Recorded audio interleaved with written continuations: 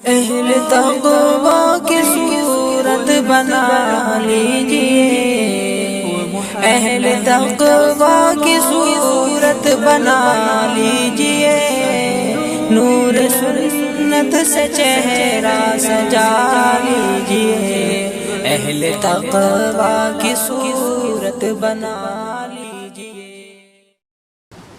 محترم حضرات، معزز سامعین کرام، گفتگو چل رہی تھی تعصب اور برادری واد سے متعلق، جو مسلمانوں کے اندر مختلف قسم کے تعصبات ہیں، مال کا تعصب، علاقے کا تعصب، برادری کا تعصب، غرض جتنے تعصبات ہیں اس کے متعلق گفتگو چل رہی تھی۔ لیکن اس موضوع کو درمیان ہی میں چھوڑ کر کے میں یہ چاہتا ہوں ایک دوسرا کام اور دوسری بدعت جو ہم مسلمانوں کے اندر پھیل چکی ہے اس پر کچھ گفتگو ہو جائے، وہ ہے 12 ربیع الاول سے متعلق۔ چونکہ 12 ربیع الاول آنے والی ہے اور 12 ربیع الاول میں مسلمان مختلف قسم کی بدعات کے اندر مبتلا ہو جاتے ہیں، چنانچہ اس دن کو بڑا بابرکت سمجھا جاتا ہے۔ 12 ربیع الاول کو خوشیاں منائی جاتی ہیں، اپنے گھر کو صاف ستھرا کیا جاتا ہے اور اپنے گھر کے اندر قمقمے، جھالر وغیرہ انسان لٹکاتا ہے، صاف ستھرا کرتا ہے، نئے کپڑے پہنتا ہے، اچھا کھانا پکاتا ہے، اور بہت سی جگہوں پر جو اور زیادہ غلو کرنے والے لوگ ہیں وہ اس دن میں ایک جلسہ کرتے ہیں اور اس کو عید میلاد النبی کا نام دیا جاتا ہے، عید میلاد النبی۔ سب سے پہلے تو میلاد النبی کا معنی اور مطلب سمجھیں۔ میلاد کے معنی آتے ہیں ولادت، پیدائش کا۔ ولادت اور پیدائش کو کہا جاتا ہے میلاد۔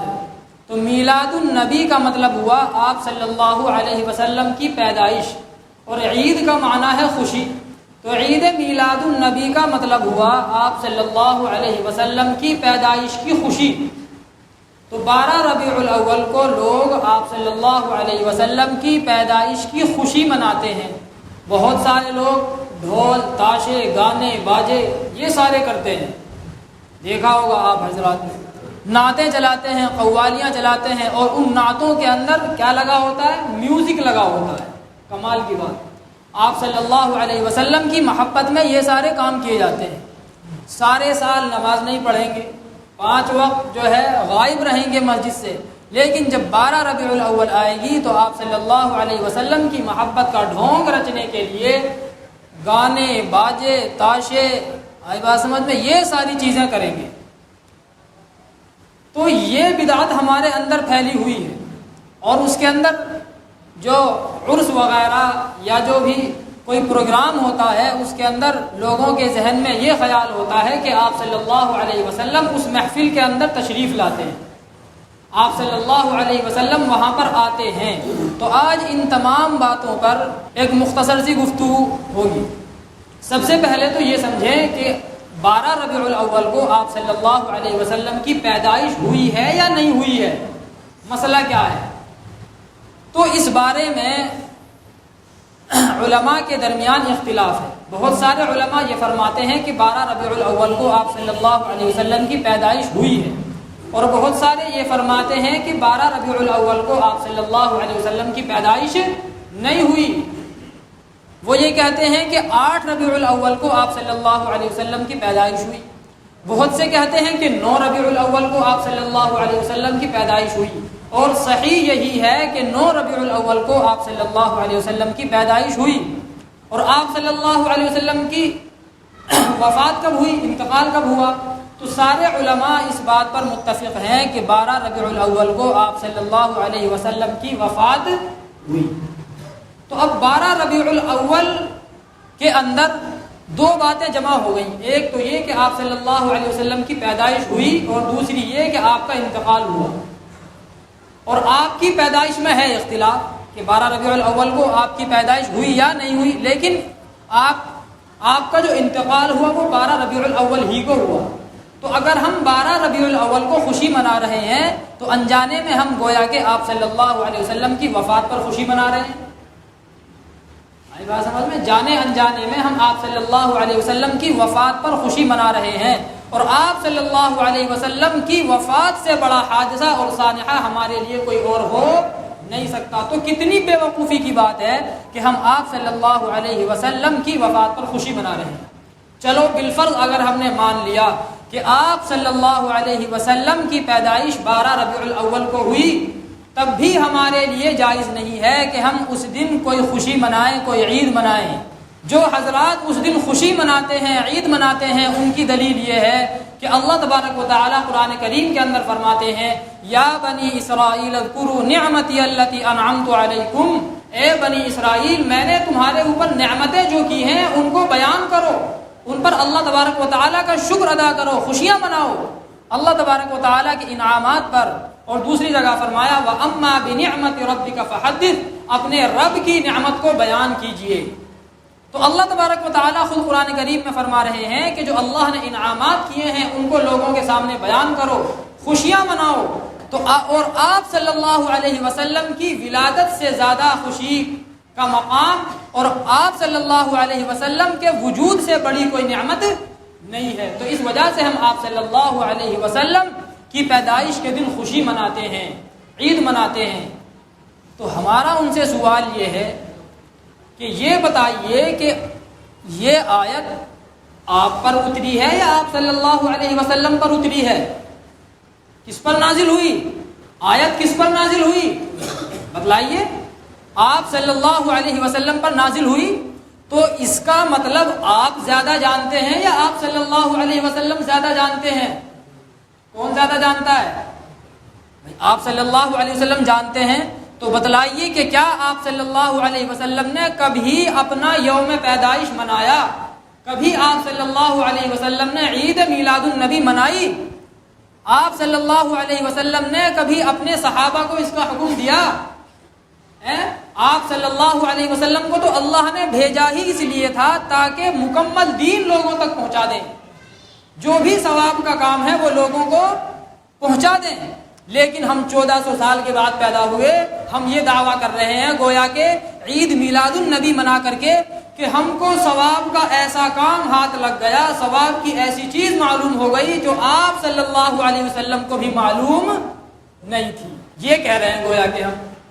تو یہ قرآن تو آپ صلی اللہ علیہ وسلم پر نازل ہوا، آپ صلی اللہ علیہ وسلم زیادہ جانتے ہیں اس کے بارے میں کہ اس کا کیا مطلب ہے۔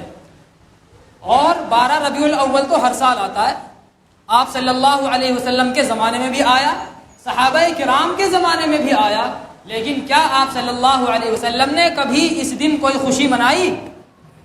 کبھی صحابہ کرام نے اس دن کوئی خوشی منائی؟ نہیں منائی۔ تو پتہ یہ چلا کہ یہ دن خوشی کا دن نہیں ہے۔ دوسری دلیل کیا دیتے ہیں؟ دوسری بات یہ کہتے ہیں 12 ربیع الاول کو آپ دیکھیں گے لوگوں کے گھروں پر ہرے ہرے جھنڈے۔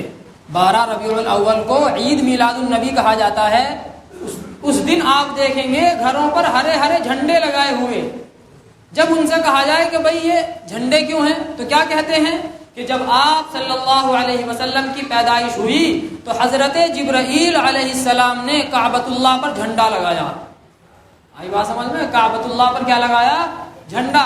اور ایک جھنڈا لگایا مشرق میں اور ایک جھنڈا لگایا پچھم میں، مغرب میں۔ تو یہ تو حضرت جبرائیل علیہ السلام کی سنت ہے۔ کس کی سنت ہے؟ حضرت جبرائیل علیہ السلام کی۔ اور حضرت جبرائیل علیہ السلام نے یہ عمل کیا ہے جھنڈا لگانے کا۔ تو ہم سوال یہ کرتے ہیں کہ یہ بات آپ کو بتائی کس نے؟ کس نے بتائی؟ بتلائیے آپ، کس نے بتائی؟ اللہ نے بتائی؟ اللہ نے بتائی آپ کے کان میں آ کر کے؟ کس نے بتائی؟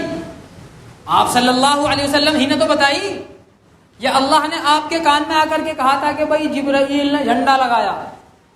کس نے بتائی؟ بھائی آپ صلی اللہ علیہ وسلم نے بتائی۔ سارا دین ہم تک کس نے پہنچایا؟ آپ صلی اللہ علیہ وسلم نے پہنچایا۔ تو یہ واقعہ کس نے بتایا؟ آپ صلی اللہ علیہ وسلم نے بتایا۔ جب آپ صلی اللہ علیہ وسلم نے یہ واقعہ بتایا تو کیا آپ نے بھی کبھی کعبے پر جھنڈا لگایا ہے؟ کوئی ایک واقعہ ہو، کوئی ایک سال ہو، مسجد نبوی پر کبھی آپ نے کوئی جھنڈا لگایا ہو؟ یا صحابہ کو حکم دیا ہو یا آپ کے بعد میں صحابہ کرام نے اس طریقے کے اعمال کیے ہوں، جھنڈے لگائے ہوں، کہیں سے کوئی ثبوت ہے؟ کچھ بھی نہیں ہے۔ آئی بات سمجھ میں؟ پتہ یہ چلا کہ یہ تمام چیزیں بدعات ہیں، خرافات ہیں، دین اسلام میں اس کا کوئی ثبوت نہیں ہے۔ اور پھر دیکھیے کیا کہتے ہیں، عید میلاد النبی، عید میلاد النبی، گویا کہ یہ تیسری عید ہے۔ یہ کون سی عید ہے؟ تیسری۔ ایک عید تو میٹھی عید ہو گئی، عید الفطر، اور ایک عید کون سی ہے؟ بقرہ عید، اور ایک تیسری یہ عید آ گئی۔ حالانکہ ہم دیکھتے ہیں احادیث کے اندر صرف 2 عیدوں کا تذکرہ ملتا ہے۔ ابو داؤد شریف کی روایت ہے، آپ صلی اللہ علیہ وسلم فرماتے ہیں قد ابدلکم اللہ بہا خیرا منہا یوم الاضحی و یوم الفطر، اللہ تبارک و تعالی نے تم کو 2 دن دیے ہیں بہترین، ایک عید الاضحی اور ایک عید الفطر۔ تیسری عید کا کوئی تذکرہ نہیں ہے۔ یہ تیسری عید کہاں سے آ گئی؟ چلو ہم نے مان لیا کہ یہ عید ہے، یہ کیا ہے؟ یہ عید ہے، تو یہ بتلائیے کہ جب عید الفطر آتی ہے تو عید الفطر میں کیا کرتے ہیں؟ نماز پڑھتے ہیں۔ عید الفطر میں نماز پڑھتے ہیں، اور اس دن کوئی اذان نہیں ہوتی، بغیر اذان کے نماز پڑھتے ہیں۔ گویا اللہ کہہ رہا ہے کہ یہ تیری عید کا دن ہے، 5 وقت میں تجھ کو بلاتا تھا حی علی الصلاۃ، آ جاؤ نماز کی طرف، لیکن چونکہ آج یہ تیری عید کا دن ہے، آج تو بن بلائے آ جا، آج تو بن بلائے آ جا۔ اور جب تیسری عید آتی ہے تو بتلائیے کون سی نماز ہوتی ہے؟ کوئی نماز ہوتی ہے؟ کوئی نماز نہیں۔ اگر یہ عید ہوتی تو اسلام کے اندر جو ہے قرآن اور حدیث کے اندر اس عید کو منانے کا کوئی طریقہ مقرر ہوتا، لیکن کوئی طریقہ مقرر ہے ہی نہیں۔ جب ہے ہی نہیں عید تو طریقہ کہاں سے آئے گا؟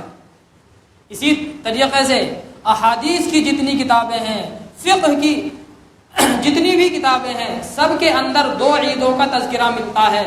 کتاب العیدین، دو عیدوں کی کتاب۔ آئی بات سمجھ میں؟ سب کے اندر جو باب ہے وہ اس طریقے سے باب العیدین، کتاب العیدین۔ اگر 3 عید ہوتی تو کیا کہتے؟ کتاب الاعیاد۔ کیا کہتے؟ کتاب الاعیاد، باب الاعیاد، کئی عیدوں کی کتاب۔ عیدین کہتے ہیں 2 عید، اور اعیاد کہتے ہیں بہت ساری، کئی عید۔ جو 2 سے زیادہ ہوں ان کو کہیں گے اعیاد، 2 عیدوں کو کہیں گے عیدین۔ تو اگر کئی عیدیں ہوتی تو کتابوں کے اندر لکھا ہوتا کتاب الاعیاد، لیکن اس کا ہم کو کہیں پر ثبوت نہیں ملتا۔ ایک دلیل کیا دیتے ہیں کہ بھائی آپ صلی اللہ علیہ وسلم تو خود اپنا یوم پیدائش منایا کرتے تھے، خود اپنا میلاد منایا کرتے تھے۔ ہم سوال کرتے ہیں کیسے؟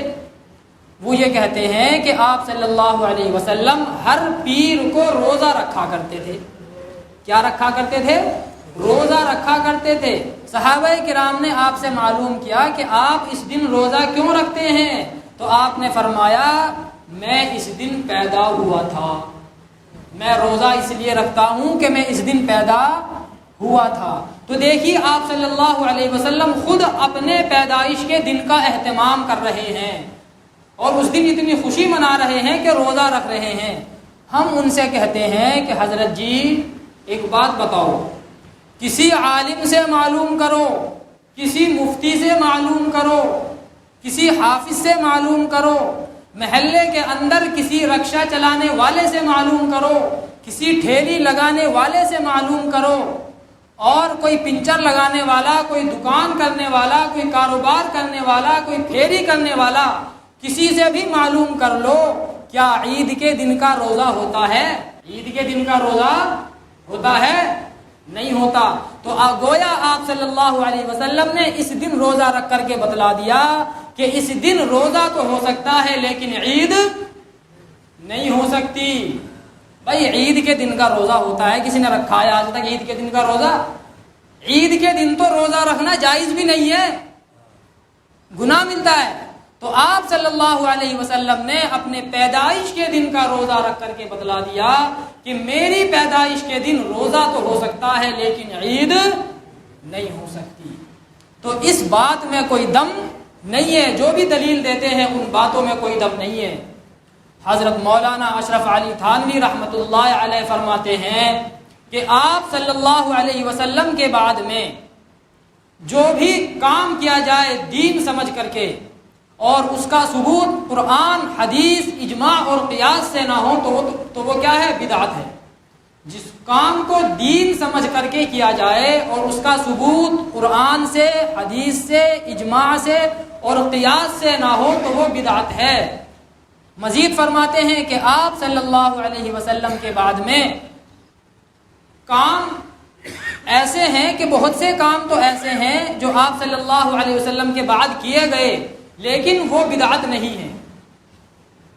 مثلا خانقاہوں کا جو ہے قیام، اسی طریقے سے مدرسوں کا قیام، مدرسے بنانا، کتابیں لکھنا وغیرہ، یہ کام بدعت نہیں ہے، لیکن آپ صلی اللہ علیہ وسلم کے زمانے میں نہیں تھے۔ تو انہوں نے قاعدہ یہ بیان فرمایا کہ اگر آپ صلی اللہ علیہ وسلم کے زمانے میں کوئی کام نہ ہو رہا ہو، بعد میں کیا جائے تو دیکھا یہ جائے گا کہ اس کا سبب آپ صلی اللہ علیہ وسلم کے زمانے میں تھا یا نہیں تھا۔ اگر آپ کے زمانے میں بھی اس کا وجود اور اس کا داعی موجود تھا، آئی بات سمجھ میں، یعنی اس کا تقاضا آپ صلی اللہ علیہ وسلم کے زمانے میں تھا، اس کا سبب آپ صلی اللہ علیہ وسلم کے زمانے میں تھا، لیکن پھر بھی آپ صلی اللہ علیہ وسلم نے اس کام کو نہیں کیا، بعد میں اگر اس کام کو لوگ کرنے لگیں تو وہ بدعت ہو جائے گا۔ ہم دیکھتے ہیں مدرسوں کو، کتابوں کو، کہ ان کا سبب اور ان کا تقاضا آپ صلی اللہ علیہ وسلم کے زمانے میں نہیں تھا، اس لیے کہ جو کتابیں لکھی جاتی ہیں ان کا مقصد کیا ہوتا ہے؟ تاکہ اس کے اندر دین کی باتیں محفوظ ہو جائیں۔ آج ہمارے دماغ کمزور ہو گئے، دماغوں کے اندر، ذہن کے اندر باتیں محفوظ نہیں رہتی۔ آپ صلی اللہ علیہ وسلم کے زمانے میں یہ خطرہ نہیں تھا۔ آپ صلی اللہ علیہ وسلم کے زمانے میں کسی کو کسی دینی بات کی کوئی حاجت پیش آتی تو وہ ڈائریکٹ آپ صلی اللہ علیہ وسلم سے معلوم کر لیتا۔ آپ صلی اللہ علیہ وسلم موجود تھے، آپ پر اللہ کی طرف سے وحی نازل ہو جاتی۔ آپ کے زمانے میں کسی کتاب کی ضرورت تھی نہیں۔ آپ کے زمانے میں آج کل جو مدارس ہیں، اس طرح کے مدارس کی کوئی ضرورت نہیں تھی، اور بعض وہ کام ہیں کہ ان کا سبب آپ صلی اللہ علیہ وسلم کے زمانے میں تھا، لیکن پھر بھی آپ صلی اللہ علیہ وسلم نے ان کو نہیں کیا۔ آپ کے بعد اگر ان کو کیا جائے گا تو وہ بدعت کہلائیں گے۔ انہی میں سے یہ کیا ہے؟ عید میلاد النبی۔ آپ صلی اللہ علیہ وسلم کے زمانے میں اس کا سبب موجود تھا۔ آپ کے زمانے میں یہ تاریخ بار بار آئی، آپ صلی اللہ علیہ وسلم کے زمانے میں آپ کو معلوم تھا کہ میں کس تاریخ میں پیدا ہوا، لیکن اس کے باوجود آپ صلی اللہ علیہ وسلم نے اس دن کو نہیں منایا، اس دن کوئی خوشی نہیں منائی، لہٰذا آپ کے بعد میں اگر کوئی اس دن کسی طریقے کا کوئی اہتمام کرے گا تو وہ بدعت کہلائے گا۔ اسی طریقے سے اور بہت ساری بدعات ہے۔ آج ہمارے اندر بہت ساری بدعات پھیلی ہوئی ہیں، بہرحال اس پر بیان بعد میں ہوگا۔ تو لوگ یہ کہتے ہیں، جو عید میلاد النبی مناتے ہیں، وہ یہ کہتے ہیں کہ ہم جو عید میلاد النبی مناتے ہیں یہ دین سمجھ کر مناتے ہی نہیں، ہم دین سمجھ کر مناتے ہی نہیں۔ آپ جو کہہ رہے ہیں کہ اگر دین سمجھ کر کوئی کام کرو گے آپ کے بعد تو بدعت کہلائے گا، ہم تو یہ کام دین سمجھ کر کرتے ہی نہیں۔ جیسے کہ آپ کیا لگاتے ہو؟ چشمہ لگاتے ہو، موبائل فون استعمال کرتے ہو، پنکھے استعمال کرتے ہو، بجلی استعمال کرتے ہو، تو کیا ان کو استعمال کرنا بدعت ہے؟ آپ کے زمانے میں تھی نہیں یہ چیزیں، تو آپ کے بعد یہ کیا ہونی چاہیے؟ بدعت۔ لیکن بدعت نہیں ہے، کیوں؟ اس لیے کہ ہم ان کو دین سمجھ کر کرتے ہی نہیں۔ آئی بات سمجھ میں؟ تو ان کا کہنا یہ ہے کہ جس طریقے سے چشمہ استعمال کرنا، بجلی استعمال کرنا یہ بدعت نہیں ہے، اسی طریقے سے میلاد النبی منانا بھی بدعت نہیں ہے، کیونکہ ہم اس کو دین سمجھ کر کرتے ہی نہیں۔ اگر ہم اس کو دین سمجھ کر کرتے تب بدعت ہوتا۔ تو ہم ان کو یہ کہتے ہیں کہ ہمارا چشمہ لگانا، بجلی استعمال کرنا یہ ہماری مجبوری، ہمارا کار استعمال کرنا ہماری مجبوری، ہوائی جہاز استعمال کرنا یہ ہماری مجبوری، اس لیے کہ اگر چشمہ نہیں لگائیں گے تو دکھائی نہیں دے گا، بجلی استعمال نہیں کریں گے تو پریشانی ہوگی، اندھیرا ہو جائے گا۔ بھائی پہلا زمانہ تو ہے نہیں چراغوں کا، اس کا اس کا، زمانے کے اعتبار سے احکامات تبدیل ہوتے رہتے ہیں۔ اگر آدمی ہوائی جہاز میں سفر نہیں کرے گا تو عمرہ کرنے کیسے جائے گا؟ پہلے کا دور نہیں ہے، قافلے نہیں چلتے، اب تنہا جائے گا، تنہا جائے گا، راستے میں کہیں مرمرا کر کے چھٹی ہو جائے گی، ختم ہو جائے گا۔ تو یہ چشمہ استعمال کرنا ہماری مجبوری، جیسے واقعہ ہے مجبوری کا بتا رہا ہوں میں۔ ایک آدمی نے چشمہ لگایا، اس کو دیکھ کر کسی نے کہا چشمہ لگا کر کے بالکل لنگور کی طرح لگ رہا ہے، چشمہ لگا کر کے بالکل لنگور کی طرح۔ تو اس نے چشمہ نکال کر کے ایک طرف رکھ دیا اور کہا کہ اب تو مجھے لنگور کی طرح دکھ رہا ہے۔ آئی بات سمجھ میں؟ چشمہ اس نے نکال کر کے ایک طرف رکھ دیا اور کہا کہ اب تیری شکل مجھے کیسی دکھ رہی ہے؟ لنگور کی سی۔ تو گویا کہ چشمہ لگانا میری مجبوری ہے، اگر چشمہ نہیں لگاؤں گا تو مجھے بلی بندر لنگور دکھائی دے گا بھائی۔ تو جو ہے یہ چشمہ استعمال کرنا یہ مجبوری، لیکن یہ بتاؤ کہ عید میلاد النبی منانا تمہاری کون سی مجبوری ہے؟ بہرحال یہ عید میلاد النبی منانا آپ صلی اللہ علیہ وسلم سے ثابت نہیں ہے، یہ غیر اسلامی حرکت ہے، اور ہمارے اندر یہ چیز انجانے کے اندر آ چکی ہے۔ آئی بات سمجھ میں؟ بہت سارے لوگ ایسے ہیں کہ ان کو معلوم نہیں ہے، وہ یہ سمجھتے ہیں کہ ثواب کا کام ہے، آپ صلی اللہ علیہ وسلم چونکہ پیدا ہوئے لہذا یہ کام کرو ثواب ملے گا۔ نہ، یہ اسلام ایسی چیز نہیں ہے کہ آدمی اپنی مرضی سے اپنی عقل سے عمل کرتا رہے، نہ، یہ اسلام ایسی چیز ہے کہ جو آپ صلی اللہ علیہ وسلم نے بتا دیا اس کے مطابق اگر آدمی عمل کرے گا تو ثواب ملے گا ورنہ گناہ ملے گا۔ نماز بھی اگر آدمی آپ صلی اللہ علیہ وسلم کے طریقے کے مطابق پڑھے گا تو ثواب، اور اگر اس سے ہٹ کر کے پڑھے گا تو گناہ۔ روزہ اگر آدمی آپ صلی اللہ علیہ وسلم کے طریقے کے مطابق رکھے گا تو ثواب، اس سے ہٹ کر کے رکھے گا تو گناہ۔ پورے رمضان آدمی کیا رکھے؟ روزہ رکھے، ثواب کا کام ہے۔ اب وہ یہ سوچے کہ چلو میں نے 30 دن رکھ لیے روزے، عید کے دن کا بھی روزہ رکھوں، اس دن کوئی روزہ نہیں رکھتا، میں رکھوں گا پوری دنیا کے اندر تنہا، تو ڈنڈے بجیں گے قیامت کے دن۔ کیا بجیں گے؟ ڈنڈے، اس لیے کہ عید کا دن یہ روزہ رکھنے کا نہیں ہے۔ اب شریعت کا حکم یہ ہے کہ آج روزہ نہیں رکھنا۔ نماز، آئی بات سمجھ میں؟ کتنی بڑی چیز ہے۔ حدیث میں آتا ہے کہ جو جان بوجھ کر کے نماز چھوڑے گویا اس نے کافروں والا عمل کیا، لیکن اگر کوئی آدمی سورج طلوع کے وقت میں نماز پڑھنے لگے تو اب کیا ہوگا؟ گناہ ملے گا۔ زوال کے وقت میں نماز پڑھنے لگے تو کیا ملے گا؟ گناہ ملے گا۔ نماز پڑھ رہا ہے کتنی اچھی چیز ہے، لیکن یہ اسلام ہے، اپنی مرضی سے اس پر جو ہے اس میں کوئی کام نہیں ہوگا۔ بہرحال یہ 12 ربیع الاول اور جتنی خرافات ہیں، 10 محرم الحرام اور اسی طریقے سے 15 شعبان کی جو بھی خرافات ہمارے اندر ہیں، جو بھی بدعات ہمارے اندر ہیں، ان سب کو چھوڑنا ہے، ہمیں اپنے علماء سے رابطہ مضبوط کرنا ہے، ان سے پوچھ کر کے عمل کرنا ہے۔ اللہ تبارک و تعالی ہم سب کو عمل کرنے کی توفیق عطا فرمائے۔ وآخر دعوانا الحمدللہ۔